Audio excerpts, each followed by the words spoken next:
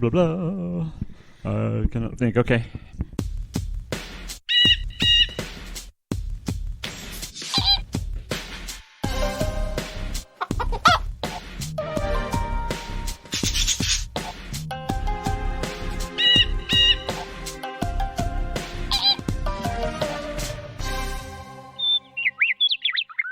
This is Winging It. It's the somewhat whimsical, certainly whirring, decidedly wonky, seldom weighty, endlessly well-intentioned, and wildly witty show about music where one knows what's coming and the other doesn't.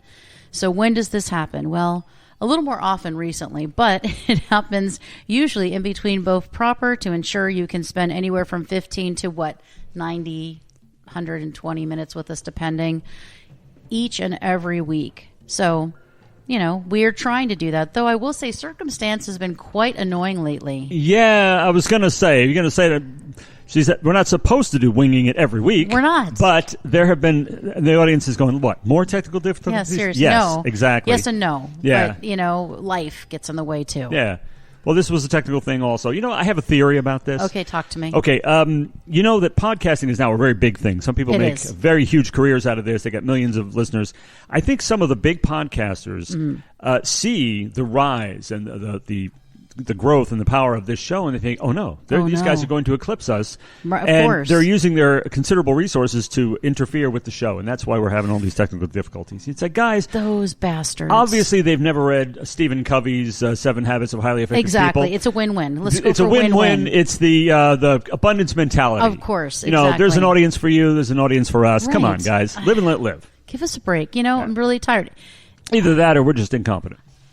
It's got to be the former. It's them. Yeah, it's absolutely. Them. Not us. It's them. So now that we've gotten that out of the way, and we apologize for that, we will be getting back to both proper soon. But for now, you get a little what? I call it a show vignette, if you will. You know? Yes. So what are we talking about this week? Well, there is just an abundance of opinion out there, right? Ours is one we like to give. I love opinions. Exactly. Except the wrong ones. Well, right. And if they're not ours, they're pretty much wrong. Yeah. So there is a site, well, not a site really, a page called F Sensitivity, which of course you know I subscribe to because fuck sensitivity. They had me at F Sensitivity. That's right, exactly. And they asked a question, and I really liked all of the different and varied answers. And they said, what album is pure perfection from cover to cover? Wow. So this is a lost art, and I think you'd agree, David, of people listening to entire albums.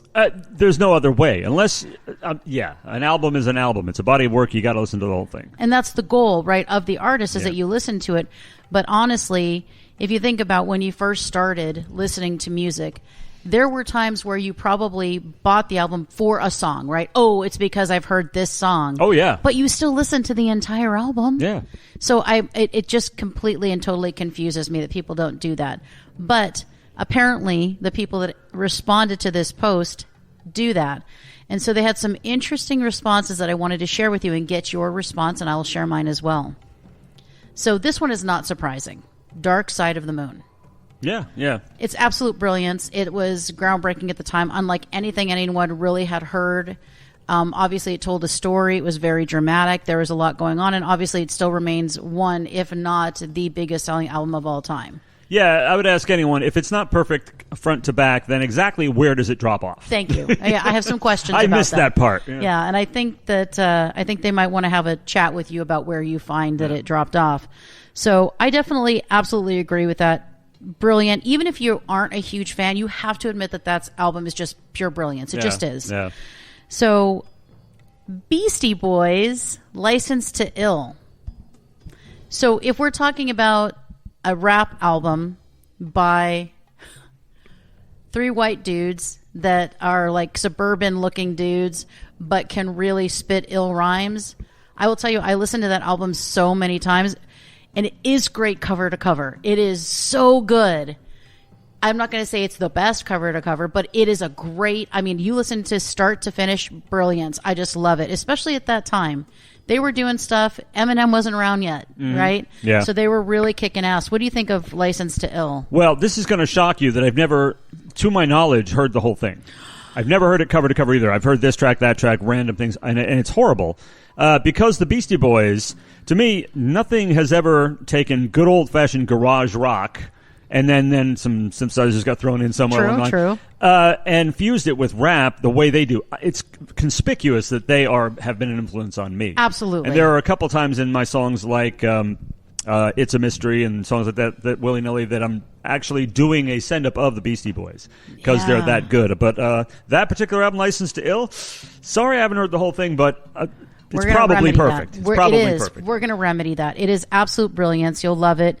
There's a lot of humor in it. There's a lot of just cleverness in it. And I mean, that's one of many things that I love about it. But they never bore you. They never let it down and let it lag along as so much rap garbage does. I mean, they keep you invested.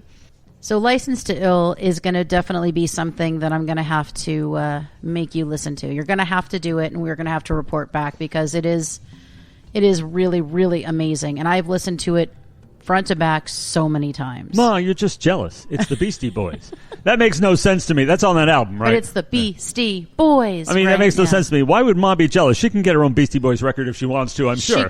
She can, you know. She has more means to do so than the kid, you know. It's just that living at home is such a drag. Now your mom threw away your best porno mag. Busted, you know. So just amazing stuff. Brass Monkey, I can't. Anyway, so we're moving on to the White Album. Oh, I was going to say, nobody better name the White Album. Go ahead. The White Album. Bullshit. So, there is... The White Album is polarizing to Beatles fans, right? It really is. Some people love it. It's brilliant work of art. Some people hate it. Some people say, well, they had to have one like that. Clearly, David, if I'm asking you, you're feeling like, no.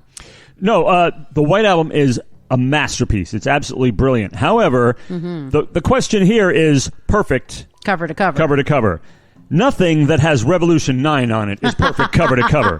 I don't skip album tracks. I skip that shit every time. I do not want to disagree with you on that. That is exactly right. I'll listen to the whole rest of the album. That's one of... I think there are 2 songs in history that I ever skip as album tracks, and that's one of them. But can we, being that it's the Beatles and it's the White Album, can we pretend or can we just overlook that track and say it is brilliant from cover to cover? Oh, apart from that, it is. And that's that's a long one, too. But apart from that, it is. That album has it all 100 times over. Every time I listen through the Beatles discography, there's a different favorite. Sometimes it's Magical Mystery Tour. Sure. Sometimes it's that one.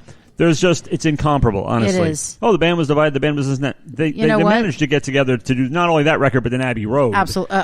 But the White Album is fucking magnificent. Absolutely. Absolutely. So I'm happy that it was one of the first named. And then we have Cat Stevens, T for the Tillerman.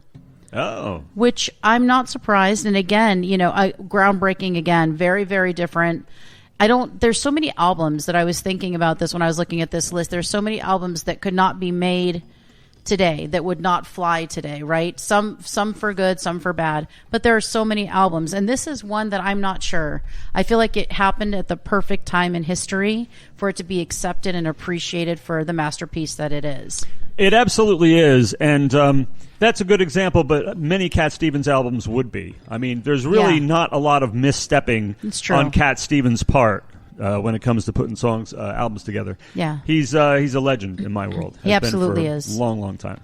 And there was a lot of people that said absolutely. I think 150 people agreed. The album Foreigner, the Foreigner suite's like 18 minutes long. I mean, the album Foreigner is another one. Cover to cover perfection. Absolutely. And I don't think many people, if you've actually listened to it, would disagree with that. I am not as familiar with other albums as I am T for the Tillerman. So good to hear. U2, Unforgettable Fire. Now, I have listened to this album. As we all know, I love U2. And it is a brilliant album. I definitely don't think there are any bad songs on it. It is just more punky than a lot of their later tunes, which is something that is very charming. But there are so many U2 albums for me that I can listen to cover, and they're brilliant. Not all, but many. Yeah, U2 likes to get punk once in a while. I mean, they did, Helter Skelter. I mean, they've done Ramones songs. What did they do? I forget which one. But, and that's an album I don't know cover to cover either. But I honestly do. I tease U2 about Bono and everything, but honestly, they are really that good. Yeah. And I'm more familiar with the early albums like War and Boy and October. And those are probably even more brilliant, but Unforgettable Fire is just, I don't even know. Yeah, I mean, when you have a band making, changing like that, I mean, pivoting a little bit and going off in different places, you have to admire that. And I do, and that's the thing I think that a lot of people are thrown off about. They're thrown off by that, and they think, therefore, U2 is a sellout, and they're not. You know what? You're allowed to evolve even as a musical artist. You're allowed to evolve and change and grow and experiment. That's what it's about. I would go as far as to say it takes guts. I agree. Yes, exactly. That took guts. So another one that came up is Super Unknown Soundgarden. Now, I'm telling you, they are not wrong. Cover to cover, that thing is amazing. The musicianship obviously is off the chain. The songwriting incredible, and of course the incomparable Chris Cornell. I can't even. One of my favorites. It's a go-to. I've listened to it over and over and over and over again. It's a really badass record. In fact, I bought that. I was with you at Guitar Center. Yeah. I bought that record. That is a hell of an album. So is its the only two that I'm familiar with. That one and its predecessor, Bad Motor Finger. Absolutely. Both really killer albums. Incredible. Cover to cover again. Can I start at the beginning and listen to it all the way through? Absolutely. And then we have Metallica Black. I can't. I love it. I mean, I can't think of a single Metallica album that I've listened to cover to cover and been disappointed on any of the tracks. I was going to say, not even Saint Anger. I won't even go there. I mean, the ever controversial Saint Anger and its snare. Now, okay. I mean, that one is, I don't normally skip it though. I can say that it's not like a Revolution 9. It's the only one I don't have, including besides the new one. I don't have the new one either. I was thinking about picking it up. You got to pick it up. But to be a completist, I might get Saint Anger. But it's like, I don't know, how much of a completist do you want to be? I still don't have Hot Space or Flash Gordon, so how much of a completist? I think that's can I okay. Be? Yeah, I'm going to give you a pass. I mean, I'm a those. huge Queen fan, of course, but yeah. Anyway, you have your limits. I even have limits. Yeah. Okay, so moving along, because we agree that Metallica is amazing, you should definitely pick up the new album. Honestly, I've heard tracks. I haven't heard the whole thing, but the tracks I've heard are just so Metallica and so electric. And that Black Album is so polarizing, and I never understood that. I don't understand that Everybody's either. like, oh, they were good up until the Black Album. What the hell? Up until they focused and figured out they got a new sound. That's and right. It's deadly. I mean, there's some incomparable stuff on the earlier albums. Thank you, of course. There really is. But the Black Album starting is not, from the first. It's not the downfall. Yeah, the Black Album is not the enemy. Show me on the doll where the Black Album hurt you. I mean, it's really strong. It's incredible. I think it was Hetfield that says, I mean, you know what? Sad but true's not heavy. How in the world? How do you define heavy? You know, it's heavy itself. They Godzilla created stomp. heavy. You know, Come on. Faster does not equal heavier. In fact, it usually doesn't. It's exactly right. And it doesn't equal quality either. No, it runs over you so rapidly that you don't have time to feel the heavy. That's right. As much as when it bang, bang, you know. And they're very deliberate about that, and I like it. They build that emotion in you, and I feel like that's what I want. I want the only fault I would ever find in them is sometimes their songs, like especially on the album Hardwired, the songs have so many fucking riffs you can't even remember one, but when they throw another one down in your face, they should save them a little bit. They just want you to listen to it over and over again, and you're like, riff number 614 on this one track. Yeah. I mean, it's amazing that they could come up with that many riffs, but God, leave some for the rest of us. Oh my gosh. It's all copyright infringement after you listen to Metallica. So the next album is Fleetwood Mac Rumors. I mean, where's the downside? It's just, where's the drop off there?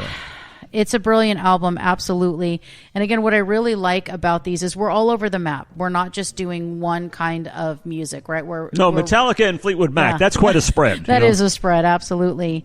So some of the ones that, depending on how you feel, Lynyrd Skynyrd's Gold and Platinum, I've never listened to it, but I have only been able to listen to one Lynyrd Skynyrd song in my life, and that's Sweet Home Alabama, and I like that song. Otherwise, I can't. So that's maybe my bad. Yeah, I've never heard that whole thing. I probably know a lot of Lynyrd Skynyrd because I was around during all those days. But they haven't aged as well with me. They haven't lasted. They don't have the staying power with me as a lot of bands from that era. Yeah. I don't listen to them, and they're okay, but I don't seek them out or anything anymore. Yeah, I hear that. And The Cure's Disintegration album, I will tell you, The Cure is one of my faves, and this is an incredible album. It's emotional, which is one of my favorite things about The Cure. The Cure, emotional? Come on, really? I know, right? It's kind of gut wrenching. It's beautiful. It's haunting. It's complex. It's all the things I want. I love a lot of The Cure's albums cover to cover, and I certainly, in my teens and my early 20s, spent a lot of time crying to a lot of these really powerful albums, right?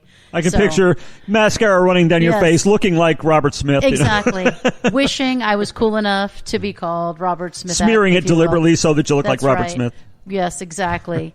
A brilliant album, and if you love The Cure and you haven't heard that album, really pick it up, listen to it, go on Spotify, and just hit play and just get lost. Another one that people brought up is Alice in Chains' Jar of Flies. I agree. Cover to cover, that one is so good. I sing every song on there. It's just so good. The songwriting is great. The harmonies are great. The band is tight, all of that stuff. So I'm a huge fan, and 185 people agreed with that one. So that got the most likes so far of any of these. And I know you don't like them because of his voice, and I'm thinking, I know a good ENT. I honestly, no atrocity anybody could ever commit would be heinous enough to deserve being forced to listen to an entire that Jar of Flies album, cover to cover.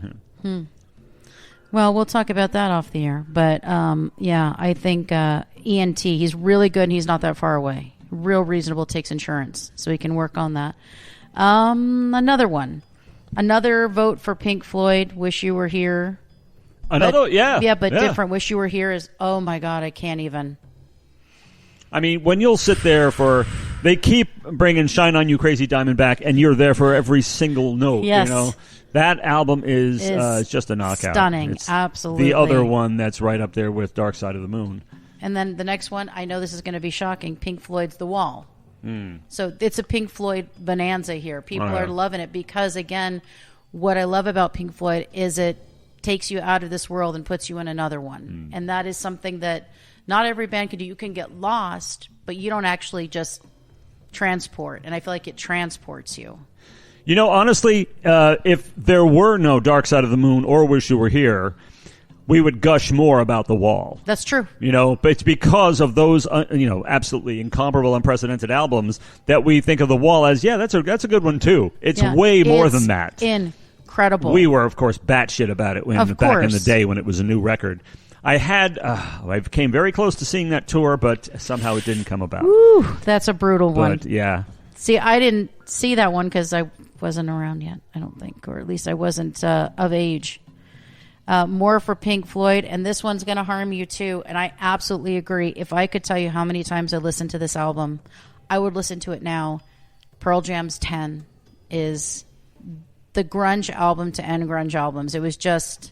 Every song was too bad it didn't end earlier. Fucking good. It was so good. And that is where his voice sounds the best because he is actually produced. The other ones he doesn't have as much production, but those were brilliant albums that were really kind of indicative of the Seattle sound and just transformative. I cannot tell you. I mean, at least 100 times I listened to that album. I of course, I don't care for Eddie Vedder's voice. I'm very vocal about that. However, those guys can play. I heard a song playing where I was one day, and I listened to it carefully, and I really got into it. And then I Shazammed it, and it turned out to be Pearl Jam. It was a song, I think it was called Worldwide Suicide. A real punky, kick-ass kind of song. And I thought, all right, guys, maybe I want to take back a little bit of what I said about you. But I don't know the 10 album. I do know some of their shit that really annoys me, like Jeremy and Even Flow. I can't handle it. I'm 10. Sorry. Yeah. That's 10, yeah. So, again, I just, I think maybe... this is caused by a seizure. Call that EMT. Yeah, I think so. I'm a little concerned about that. But I think it's also just... the timing just wasn't right for you, and it's too bad. I'm hoping at some point your musical maturity might come about. Now it's a question of musical maturity. Well, because I think maybe it caught you at a bad time, but now now knowing what being this worldly person and having listened to so much more music now, I'm just hoping that eventually you'll get there. We're all hoping that. Yeah, if I just follow you and learn from you and everything. Well, not me. Long time listeners are thinking, you remember when he used to give her shit all the time? What happened to that? Hey, this is the one time I get to give you a little shit because the rest of the world agrees with me on these things. But normally, I know when I'm outnumbered. Yeah. That one, in those respects, you are. Tapestry by Carole King. Hell yeah, I grew up with that shit. I yeah, know you did. Yeah. I can't say I've listened to it cover to cover. I can say that she's brilliant, but I've not listened to that cover to cover, but I have heard. Yeah, it is the definitive Carole King album. I mean, come on, it's badass. I'm so fortunate to have that. It's funny that it's called Tapestry because it's kind of woven into the fabric of your musical life growing up in that era. Yeah. Very nice. One that is Tapestry of mine is U2's The Joshua Tree. Yeah. I mean, I know that it's a cult classic. I know that it's the album, but that album, if you put it on right now, I would sing to every song, and by the end of it, I would be very emotional. That is just one of the most emotional albums to me. It just, again, it doesn't transport me, but it affects me. I'm so profoundly affected by it. So I agree, cover to cover, that's a brilliant album, and many people agree with that. Of course, you always have the hater. I hate you too, right under that, which is always nice. And I think it's because they don't pander and they don't stay put. They just, they keep moving, and I love that about them. Bob Seger, Night Moves. I know a lot of the Bob Seger of that era, not the whole album and everything. Is it a perfect album? Probably not. But I mean, I like Bob Seger, but that's a lot of Seger. Yeah. I don't know if I could do that much Seger. So I don't know about that, but I think it's interesting. Another vote for Rumors. We have Some Girls. Get the hell out of here. I've never gotten the cult of Some Girls. It's an okay record. That's about all, Yeah, the one that you turned me on to is Goat Head Soup, and that is cover to cover. Yeah, an amazing Goat Head album. Soup, Exile on Main Street, which just turned 50. That's a different story. Yeah. Sgt. Pepper's Lonely Hearts Club Band. Well, I mean, there might be a Beatles album or two I might pick, but yeah, there's no question that deserves. You might say I don't like She's Leaving Home or something that. I can hear that, but I don't skip anything on that album ever. Yeah. Physical Graffiti. Oh, what the hell? That's the one, baby. Desert Island, that's one of the ones I would go to. That's a given. A lot of new songs, a lot of leftover songs from previous years put together in a kick-ass double album that does anything you could ever want a record to do. And that's a Desert Island disc for me, for sure. So a question about this Desert Island thing, and just for a quick moment, just quick deviation. I know we never do that. But when you're saying this Desert Island, so do you have just, this hard rockin' sort of, pick, or are there more subdued, calming, or are you just going to be rocking the whole rest of your life on this desert island? No. You're going to take Tapestry with you? No, a good desert. No, I would not take an album like that. A good Desert Island disc has to have rockers, and it has to have the real soul stirring things. Stuff, yeah. Like Exile on Main Street is a good Desert Island disc. Physical Graffiti, and the White Album is too, because you get twice as much. All right. And maybe Quadrophenia. There are a lot of good double albums you could take to a desert island and really feed every part of your musical appetite. That's very interesting. We may have to do a winging it on that at some point. You're right. I think that would be very interesting because I think our list would be quite different. Mm-hmm. So it'd be interesting. And what about Purple Rain?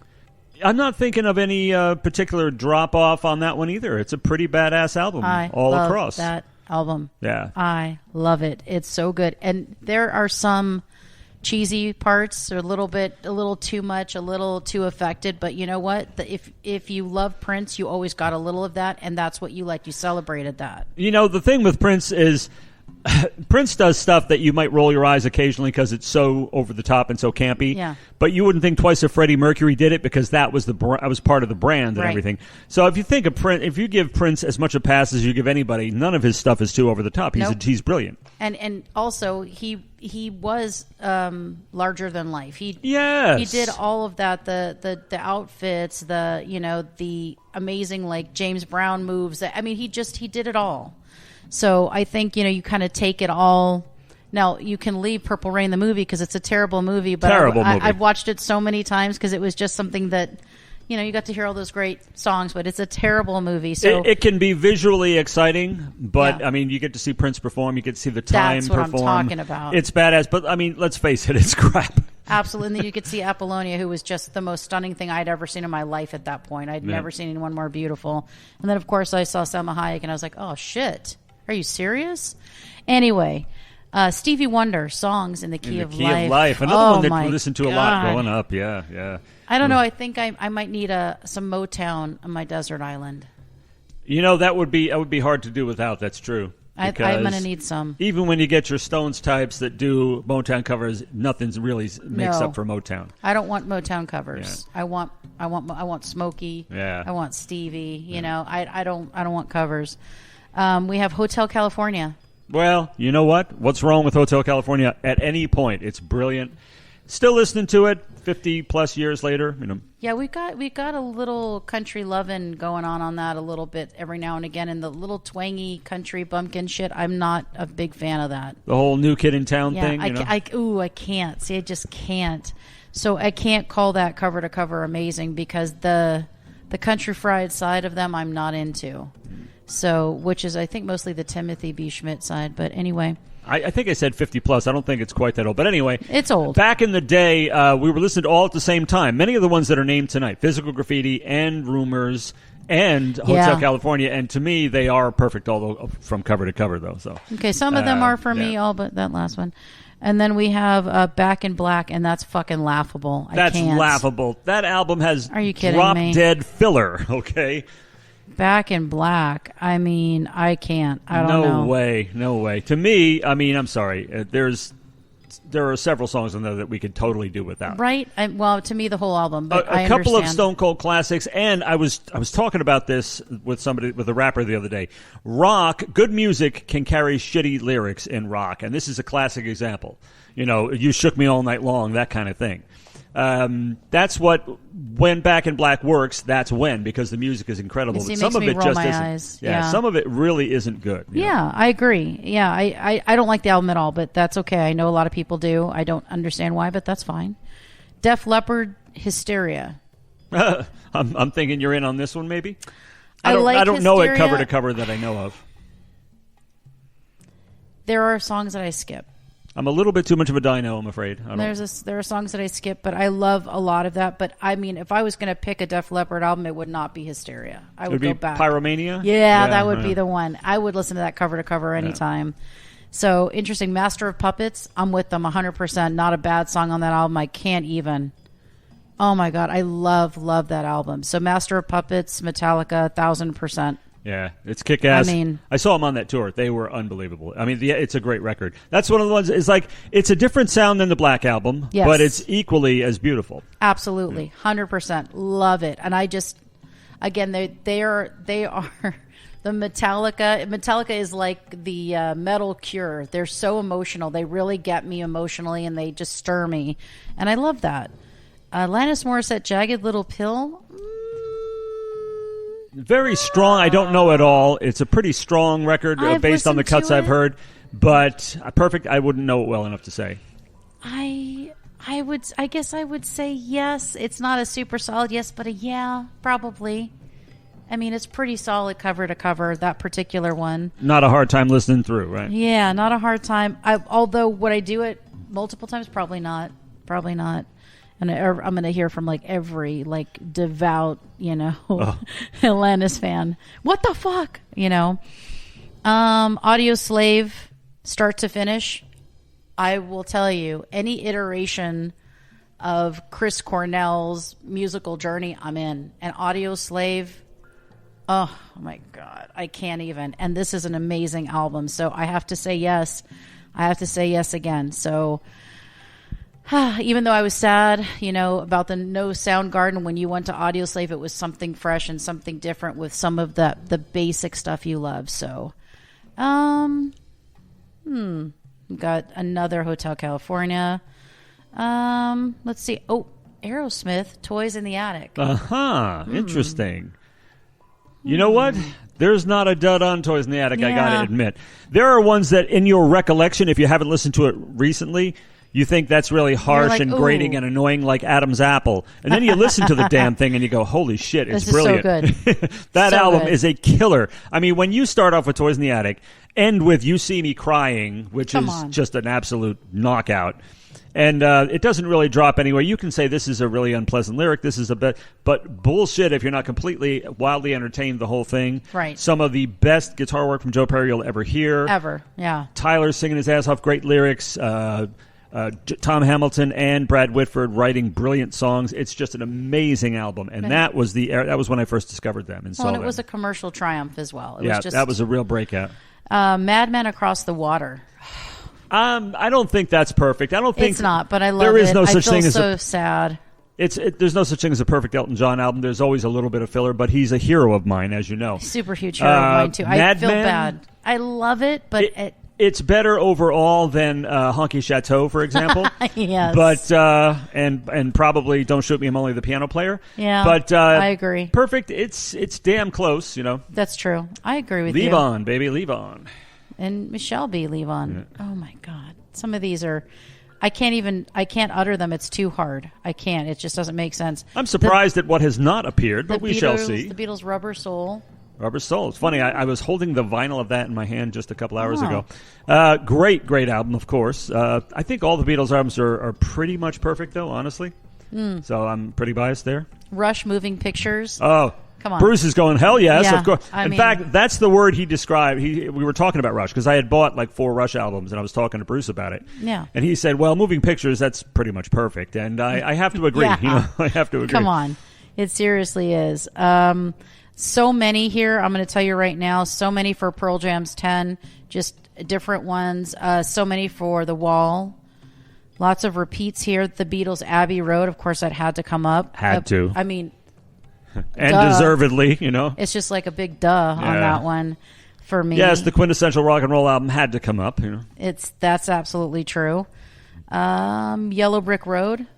That always a little bit of filler, although when you There- go back and listen to it, it's not terrible. It's like 95%. oh yeah, I feel it's like. almost all killer. yeah. I mean, you can survive Jamaica Jerk Off and, Oh, you said it out loud. and songs like that. Oh no!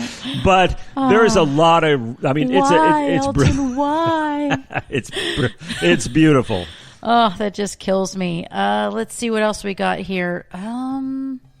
Lifelong fave. I have on REO vinyl. Speedwagon. Oh God, no. You can tune a piano, but you can't tune a fish. I'm gonna have to say no on that one.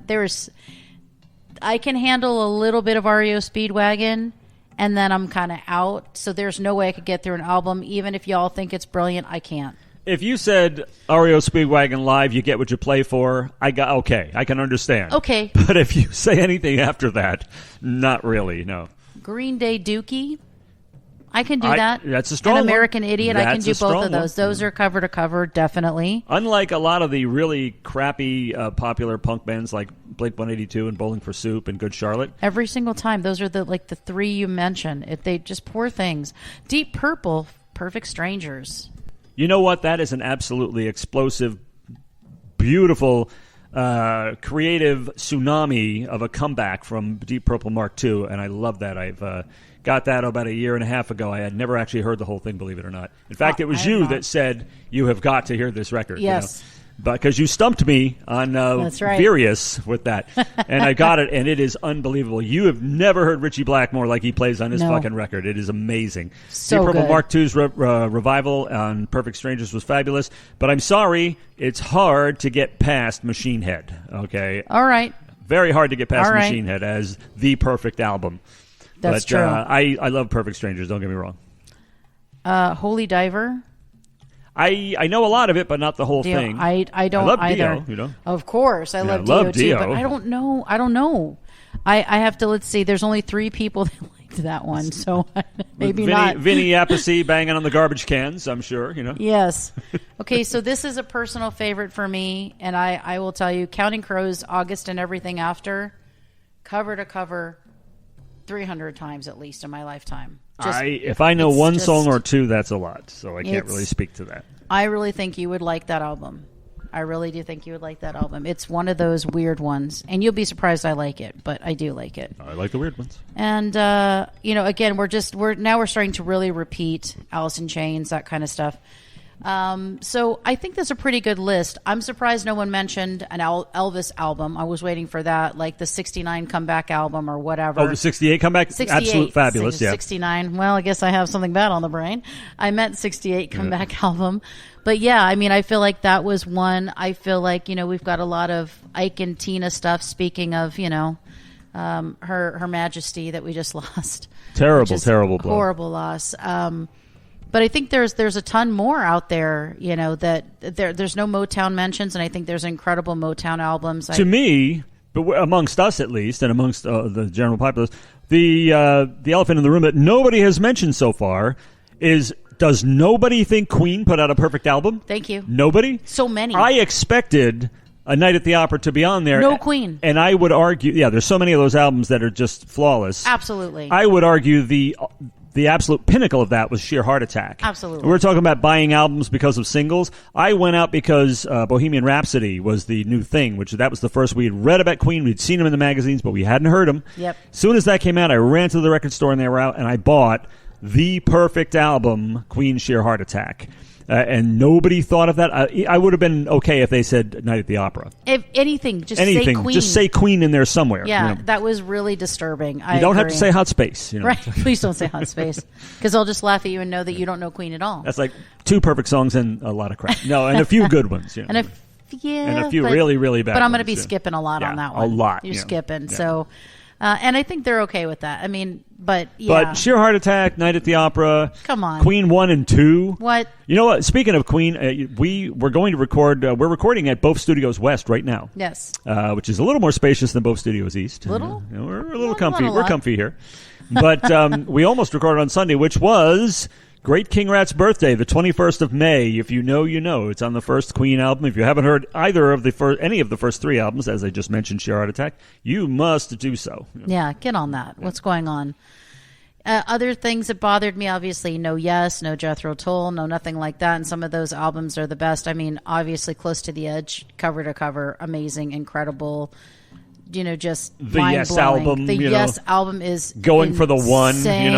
Going for the one. That's what I'm saying. Yeah. So I feel like we missed a whole. There's so many that we missed, obviously, but those are just. I mean, some of the great prog bands. I mean, King Crimson. I will tell you, I can't even think of a song that isn't amazing that King Crimson does. I can't.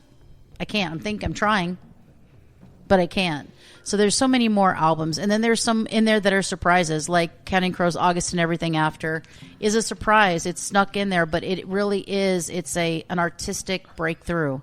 So there's got to be some of those albums that people didn't mention that are out there as well. And aside from the really people that were obviously quintessential, top of their game, mind-blowing, changed everything forever, right? Yeah.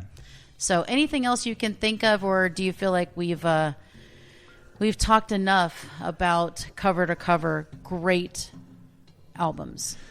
I'm surprised that nobody mentioned... All right, we had Pink Floyd, yes, Dark Side of the Moon. For sure. Another one of the top-selling albums of all time, and nobody brought it up, at least not in that sample trial group there. Bat Out of Hell, not a single person for Bat Out of Hell. It is honestly, one of the more popular ones is the one where it loses its perfection a little bit, which is Paradise by the Dashboard Light. The rest of it is pretty amazing. You have to be a fan of over-the-top camp. Yeah, I guess that's true, and I am. Yeah, and I am. That's like, you would probably say Rocky Horror Soundtrack, and I might argue with that. No, hell yeah. You have to listen to it again, and then it's like shock treatment. It's the same person. Yeah. So, yeah, absolutely, I agree. But I think he being Meatloaf was very stylized, as was the songwriter. It was a very stylized, specific type, and a niche thing. It's just a big niche, and I'm in. Yeah, I'm totally in. But a lot of people are sold like, a couple records. It's a lot. Big sweaty guy singing his ass off. I don't know. It's just wasn't everyone's thing, but it was my thing for sure. And I think Bat Out of Hell is incredible for many reasons. Another artistic triumph for me. Right? May not be everyone's cup of tea, but it certainly is a standout.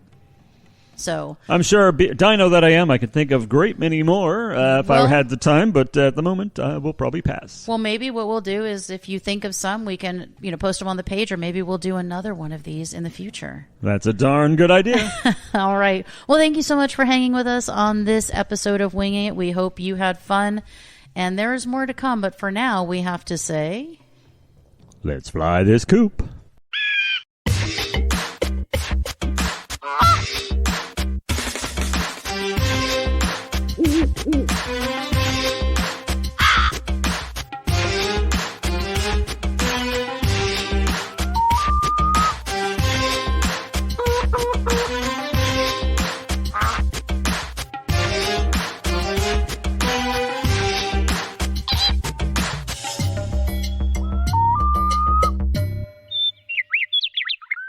This has been Winging It, a presentation of Birds of a Feather on What the Flock Radio.